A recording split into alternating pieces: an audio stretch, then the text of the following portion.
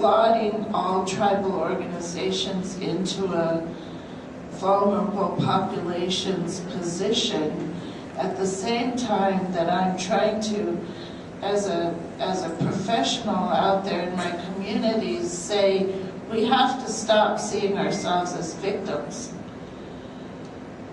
So it's, you know, we're sort of talking out of both sides of our mouth, I think, if we take that stance.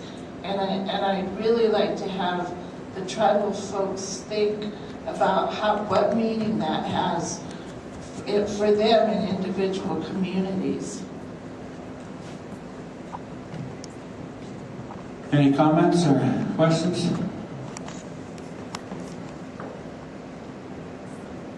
Yes, and thank you. Well, first of all, I want to say to all of the people who helped organize this, plan this Kitataminoa, which means thank all of you. I think this was an important conference, probably one that's been long overdue in Montana and in this region. Actually, I first presented a paper very similar to the one I presented here approximately 8 or 9 years ago at an international level.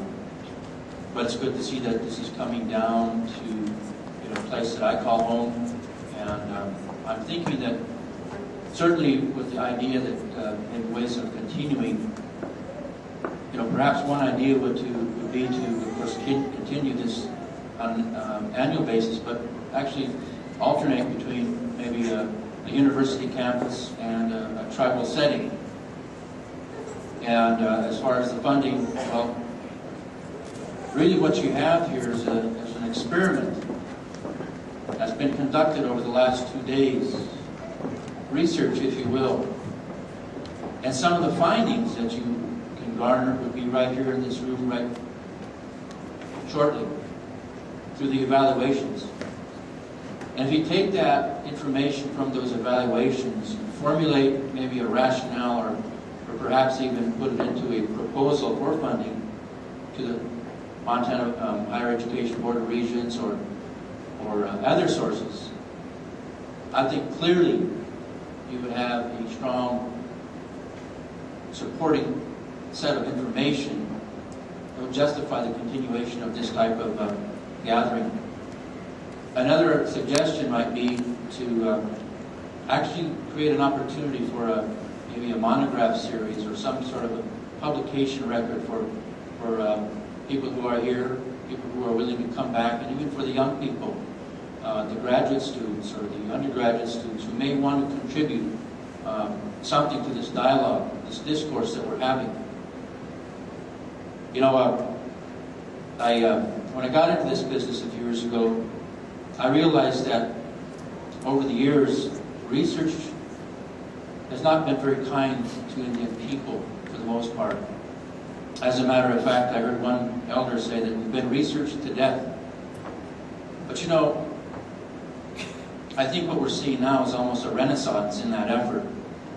And this kind of a conference and the theme that it has kind of adds a new perspective to it. So I'd like to think that maybe we're going to be researching Indians back to life again, but in a meaningful way, in a way that recognizes their unique culture, their identities, and at their level, not from the outside looking in, but partnering with them in a way that we can actually learn something and continue to make this place a little better and make a difference in those native communities, whether it's dealing with language, history, culture, what have you.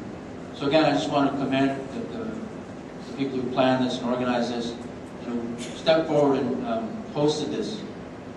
I imagine at times you may have wondered if you were really taking a risk and wonder what kind of return you would have on that risk. But you can, speaking for myself, you can count me in for next year, whatever this conference will be. Thank you. Thank you very much. Those are very good comments. Good food for thought.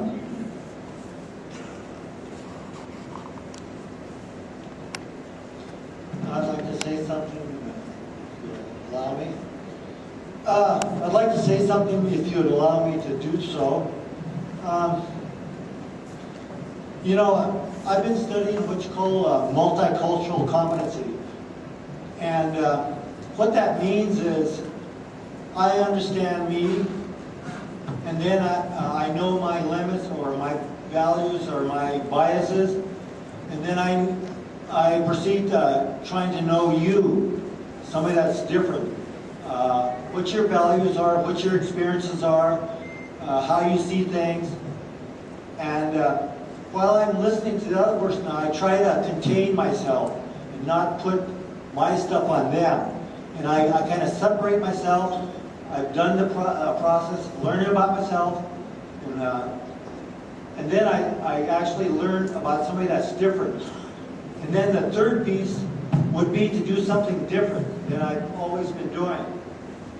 One of the reasons I would like the people that are interacting with the tribe or Indian people is to understand themselves first before they try to understand us.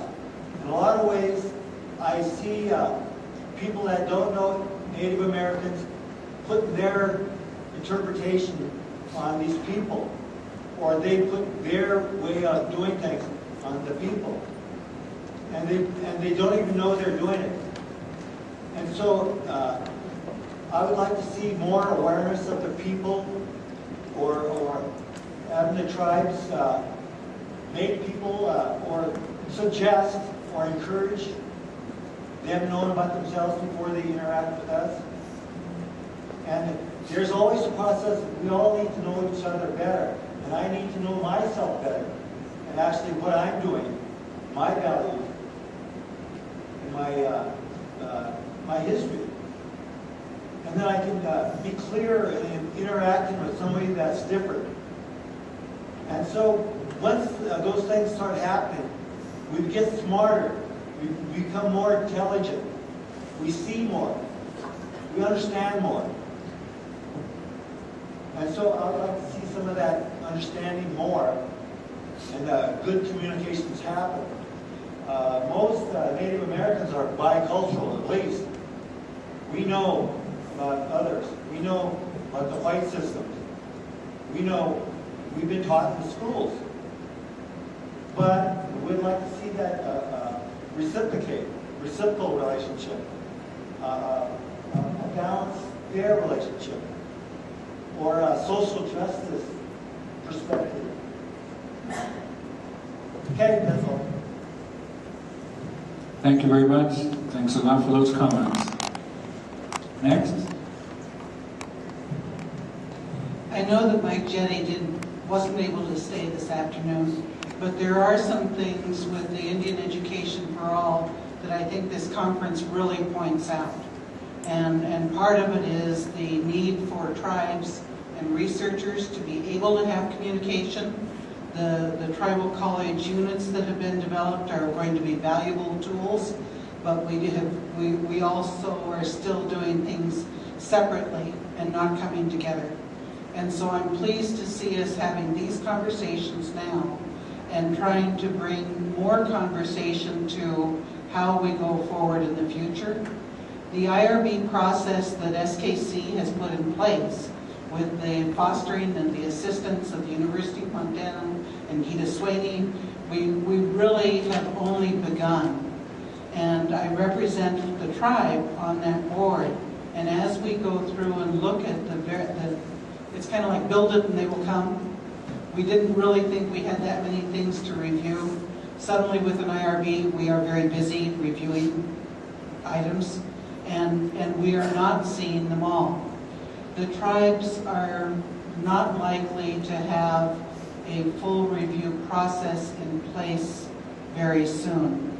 In spite of the fact that we have a lot of tribal people represented today, we don't have the leadership who will tell us, yes, that's a great idea, we'll give you the money to do it. Until that happens, you're on your own. We need your help. And we need to be having conversations together to make it work. I'll be back next year too. Thank you. Thank you for that information. That also is great food for thought. We're going to hear from the Lieutenant Governor now. Not of Montana. Thank you. It's very interesting.